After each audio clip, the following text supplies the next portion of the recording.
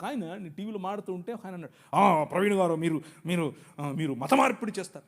మేము ఎక్కడ మత మార్పిడి చేసామండి బాబు, ఏంటి ఏం లేదండి మీరు అవునా, నీకు ఇట్లా కాదులే, ఇంకొక రకంగా చెప్తా అని చెప్పి, సరే మీ పేరేంటి అంటే చెప్పాడు. ఆయన ఆబ్వియస్గా బ్రాహ్మణుడు, క్షత్రియుడు, వైశ్యుడు కాదు. అంటే ఎవరు, మీరు అర్థం చేసుకోండి, శూద్రుడో ఇంకెవరో ఉంటాడు. మీరు స్కూల్కి వెళ్ళారా అని అడిగాను.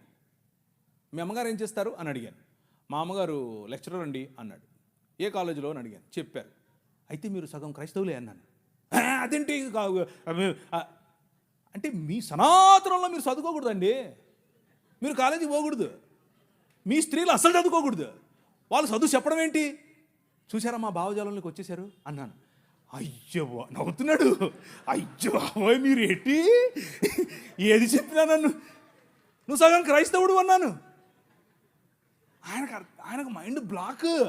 ఏంటండి చెప్పాను. చూసారా, దేవుని రాజ్యం ఆవగింజంతదే, కానీ అది పెరుగుతుంది, నీకు తెలియకుండానే పెరుగుతుంది, విస్తరిస్తుంది, మహావృక్షం అవుతుంది. మీ అమ్మగారికి చదువు చెప్తుంది. అర్థమైందా? ఎలా కట్టాం, నీ రాజు ఎలా కట్టాడు?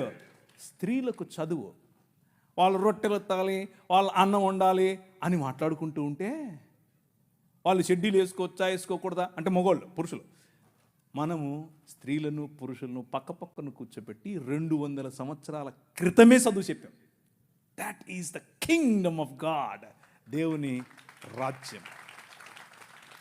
ఆ రాజ్య ప్రభావానికి తట్టుకోలేక, నిజమైన మనుష్యత్వాన్ని చూసి తట్టుకోలేక మతం గిలగిలగిల కొట్టేసుకుంటుంది. అదే జరుగుతుంది ఇప్పుడు.